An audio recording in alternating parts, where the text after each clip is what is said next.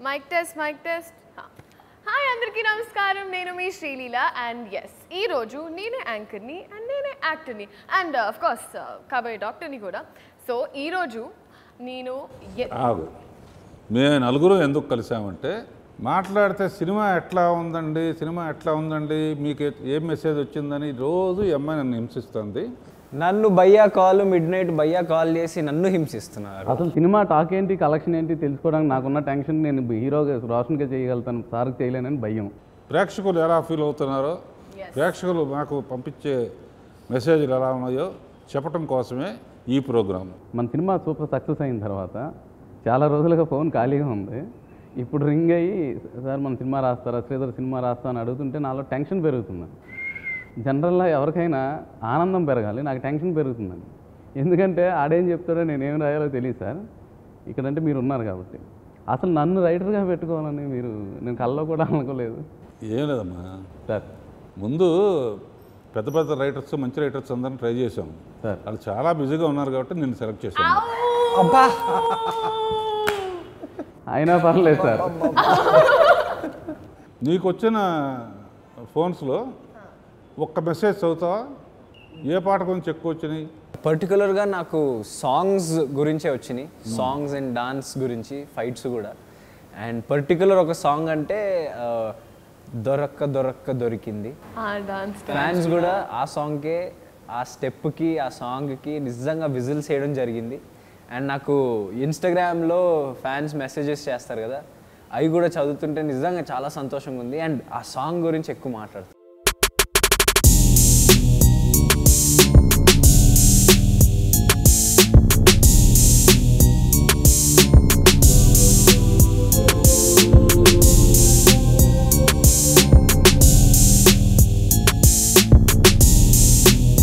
Mass message వచ్చింది sir.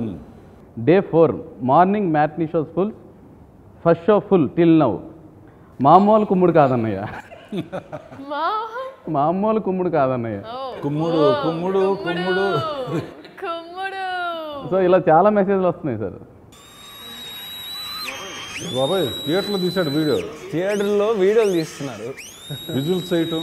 ఆ whistles ఈ స్టెప్కైతే దారుణం విభత్సంగా విజిల్స్తారు. మాస్ దొరికింది. కానీ గుర్తుంచుకోండి, థియేటర్లో దయచేసి తీయొద్దు. తీస్తే ఆదిత్య మ్యూజిక్ వాళ్ళు కేసేస్తారు. దయచేసి థియేటర్కి వెళ్ళి ఎంజాయ్ చేయండి, అంతకని షేర్ చేయొద్దు.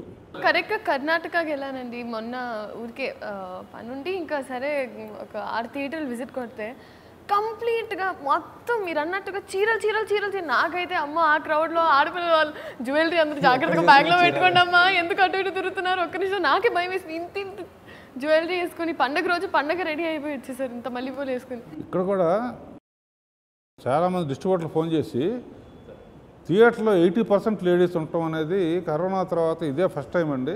చూసారా మా గర్ల్ స్ట్రెంగ్త్ ఎలా ఉందో. హీరో ఎస్, మీరు ఇంట్రడ్యూస్ చేసిన హీరోయిన్స్ ఇద్దరు సూపర్గా ఉన్నారు. హీరో రుతిక్ రోషన్ లాగా ఉన్నాడు. అయ్యో జస్ట్ రోషన్ అండి, రోషన్ మేకా అంతే. No Hrithik Roshan, I'm just Roshan Meka. Hrithik Roshan తప్పే ఉంది. వద్దండి నాకెందుకు, నేను జస్ట్ రోషన్ మేకా. నువ్వే ఉంటావు కేక. అంతేగా రోషన్ మేకా. 100%. నేను శ్రీదేవి అంటున్నారు, నువ్వే ఉంటావు. అంటే ఒక్క బెంచ్ మార్క్ క్రియేట్ చేసిన వాళ్ళకి అలా మనం అనకూడదు కాబట్టి అండ్ ఫుట్ స్టెప్స్ ఫాలో అవుతున్న శ్రీలీల అంతే. అబ్బా ఎంత తెలివిగా. ఆవిడ ఎక్కడున్నా కూడా శ్రీదేవి బ్లెస్సింగ్స్ నీకు ఉంటాయి. శ్రీదేవి అంటే గుర్తొచ్చింది సార్, మీ సౌందర్య లహరి ప్రోగ్రాంలో శ్రీదేవి గారు వచ్చారు సార్. నేను ఆ ప్రోగ్రామ్ త్రూ అవుట్ చూశాను. బట్ ఎస్పెషల్లీ 2 ఎక్స్ప్లోర్ చేసాం అది. అవును సార్, ఆవిడ చేసిన కామెంట్స్ చాలా అద్భుతం. అది ఒక్కసారి గుర్తు చేసుకోవచ్చు సార్ మళ్ళీ. శ్రీదేవి అంటే సాంగ్స్ కానీ హీరోయిన్స్ అందంగా చూపిస్తారు అనే దాని మీద ఒక కామెంట్ చేసింది. అది ఒకసారి సీరియస్లీ నిజంగా అంత పెద్దవాళ్ళు అన్నోళ్ళతో లైక్ అలా అంటున్నారంటే నిజంగా చాలా అదృష్టం చేసామండి Roshan and I both of us.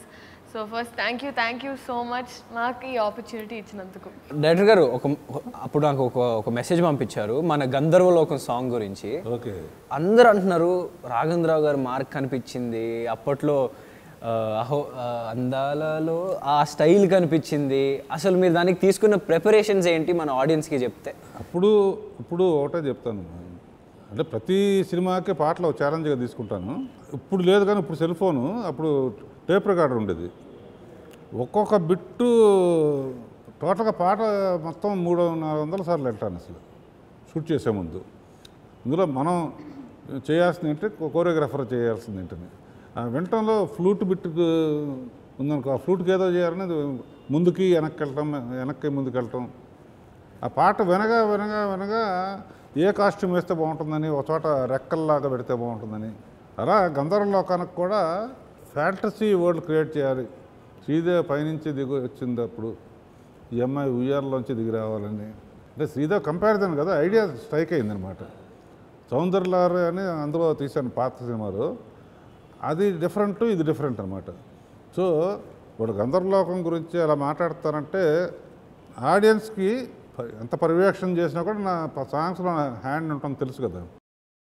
So first సాంగ్లోనే ఆడియన్స్ని మెంటల్గా రాఘవేంద్ర మ్యాజిక్ అని అర్థం వారిని ఇలా తీసాం కాబట్టి వాళ్ళు పర్టికులర్గా ఆ పాట గురించి ఎన్ని వ్యూసో, ఎన్ని మిలియన్ వ్యూసో చెప్పలేము అనమాట.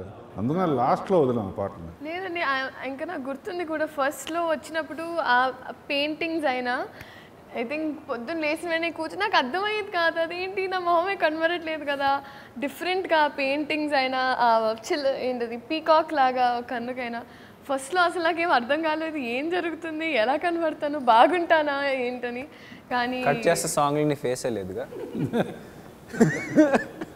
ఫేస్ లేకపోతేనే ఎంత బాగుందంటే ఫేస్ చూస్తే ఎంత బాగుంటుందో. అబ్బా బిస్కెట్ అంతే కదా సార్, అంతే సార్. సార్ ఒక హీరోని నార్మల్ లాంచ్ చేస్తారు కదా సార్, లాంచ్ చేసేటప్పుడే మీ సినిమాతో లాంచ్ అవ్వగానే ఇతను పెద్ద హీరో అయిపోతాడు అనేది ఖచ్చితంగా వచ్చేస్తుంది సార్. అంటే అది ఒట్టి అందంతో అని కాదు, వాళ్ళకి ఎన్ని రకాలు చెయ్యొచ్చు. మహేష్ బాబుని చేసినప్పుడు అందులో కౌబాయ్ గెటప్లో గుర్రం మీద రావటం సార్, తర్వాత మావయ్యతో సోడ్ ఫైట్ చేయటం, మార్క్ ఆఫ్ జారో దీనికి, తర్వాత శ్రీహరితో కర్ర ఫైట్ చేయటం, అవును ఇట్లా అన్నీ చేయగలడు. తర్వాత రొమాన్స్ చేయగలడు, డైలాగులు చెప్పగలడు. అలా ఫస్ట్ పిక్చర్లో ఇతను అన్నీ చేయగలడు అనిపించడం నా ఫార్ములా అది. సో ఇందులో కూడా మామూలు ఫైట్ చేశాడు, కర్ర ఫైట్ చేశాడు, మళ్ళీ గుర్రం హీరోయిన్ని కళ్ళు సపరేట్గా, పెదాలు సపరేట్గా ముక్కలుగా చూపించి ఆఖరికి ఈ అమ్మాయే. నాకు గుర్తుందండి, అందరూ ఫస్ట్ నీకు ఎలాంటి అమ్మాయి కావాలని ఐ థింక్ ఫస్ట్ స్టార్టింగ్ సినిమాలు చూసిన వెంటనే అడుగుతారు కదండి, నీకు ఎలాంటి అమ్మాయి కావాలంటే అందరు ఎక్స్పెక్ట్ చేసి నా మొహం సడన్గా చంద్రముఖి మొహం వచ్చి ఇలా అనేటప్పటికి అందరు నవ్వులు. ఆ డైలాగ్ చాలా బాగుంది సార్. సార్ ఎవడో అటువంటి కోరుకోరు కదా. అవును సార్, చిలుపుతనం కావాలి, కొంచెం కొంచెం కొంటితనం కావాలి, కొంచెం చిలుపుతనం కావాలి, కొంచెం పిచ్చరంతా అన్నగా అనగానే అతను ఆలోచిస్తే రారా థియేటర్ అంతా గోల సార్. అంటే లీలా అన్నట్టు హీరోయిన్ వస్తుంది అనుకున్నారు అందరూ హీరోయిన్ ఎక్స్పెక్ట్ చేసేటప్పటికి సడన్గా రారా అనేటప్పటికి. అన్నట్టు డైరెక్టర్ గారు, మీరు అప్పుడు సై సయ్యారా అనే ఒక ప్రోగ్రామ్ చేశారు. దాంట్లో చాలా మంది యంగ్ యాక్టర్స్ వచ్చి, ఈ జనరేషన్ యాక్ట్రెసెస్ వచ్చి, మీరు అప్పట్లో చేసిన సాంగ్స్ గురించి నిజంగా వాళ్ళు చెప్తున్న బ్యూటిఫుల్ వర్డ్స్ ఇప్పుడు కూడా మీ ఫ్యాన్స్ ఉన్నారు. అప్పుడు కొన్ని చూసా. అప్పుడు నేను తీసిన సాంగ్ని ఇదంటే ఆ రాశి, మకర రాశి, మీన రాశి, గిన రాశి అనే పాటకి ఆ అమ్మాయికి మ్యాచ్ చేశాను.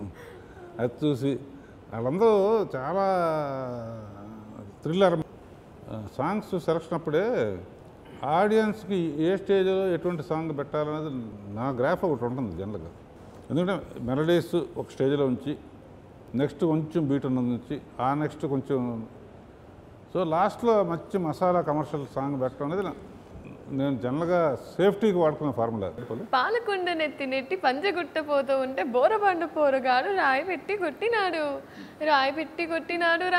కొట్టినాడు కుండ పాల గుట్టక లేసి తాగినాడు, చిల్లు పడ్డ కుండతోటి ఇంటికెట్ట పోనురా పోరడా, నీ మీద కోపం వచ్చేరా, నీ బుంగ మూతి చూడనీకి రాయితోటి కొట్టిన, కంటి ఎరుపు చూడనీకి కుండ పగల కొట్టిన, అలక నీది చూడనీకి అల్లరెంతో చేసిన, బుజ్జులు బుజ్జులు బుజ్జులు.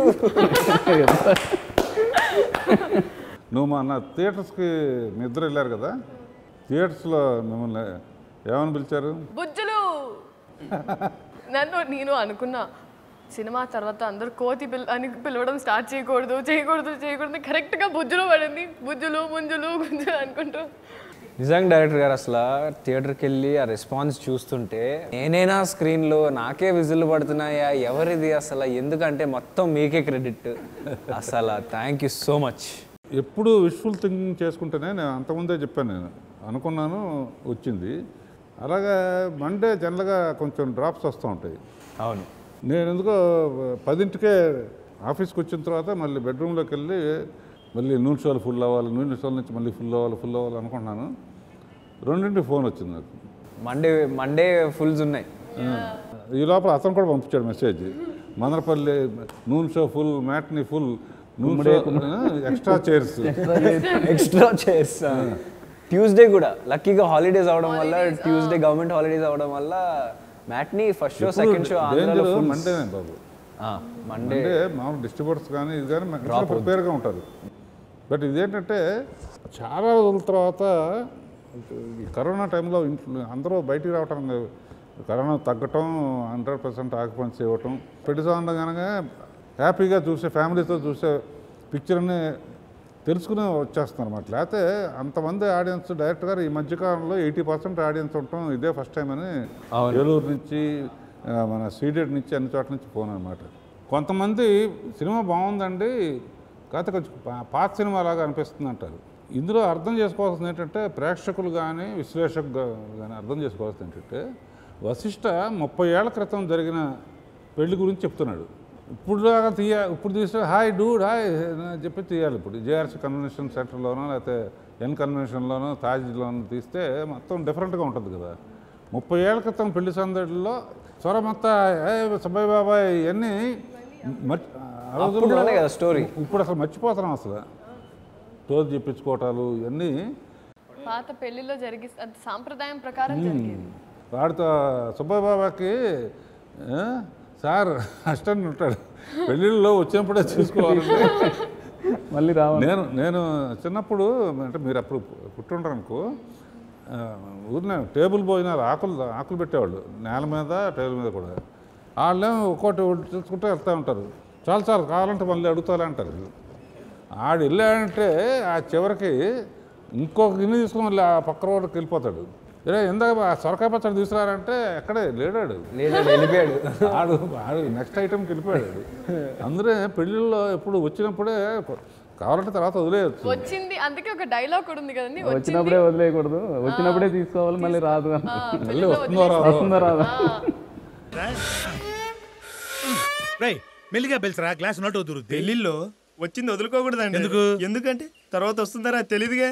ఓహో, ఇవన్నీ ఏంటంటే ఈ జనరేషన్ వాళ్ళు కూడా ఆ రోజుల్లో ఇప్పుడు వాళ్ళ నాన్న పెళ్ళి వాళ్ళు చూసుండరు, వాళ్ళ అమ్మ పెళ్ళి వాళ్ళు చూసుండరు. 30 ఏళ్ల క్రితం పెళ్ళిళ్ళు అంటే ఇలా ఉండేవి అనే యాంగిల్లో చూసి, అంటే మనం కొంచెం కాళ్ళ దగ్గర వేసుకొని చెప్పచ్చు ఏంటంటే రియలిస్టిక్గా తీసామని. Realistic film. లాస్ట్లో పక్క ప్యాక్ ఆడుకుంటా, ఆ రోజుల్లో పెళ్ళిళ్ళు ఆడేవాళ్ళు సార్ ప్యాక్.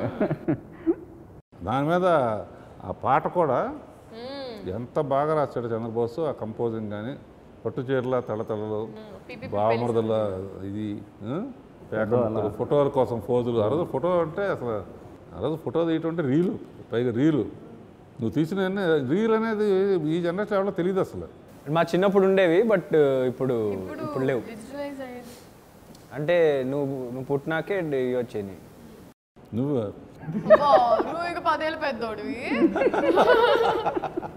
ఏదైనా కూడా అందరం హ్యాపీగా ఆనందించాల్సిన విషయం ఏంటంటే, తెలుగు తెరకి ఆ తర్వాత ఏ తెరకి వెళ్తారో కానీ ఇద్దరు, ఒక పెద్ద హీరో పెద్ద హీరోయిన్ ఇంట్రడ్యూస్ చేసే క్రెడిట్ దొరికింది ఒక కొత్త దర్శకురాలు గౌరీ రవణకి. అలాగే ఒక మంచి ఆర్టిస్ట్ కూడా ఇంట్రడ్యూస్ అయ్యాడు. ఎవరతను? వశిష్ఠ కేఆర్ఆర్.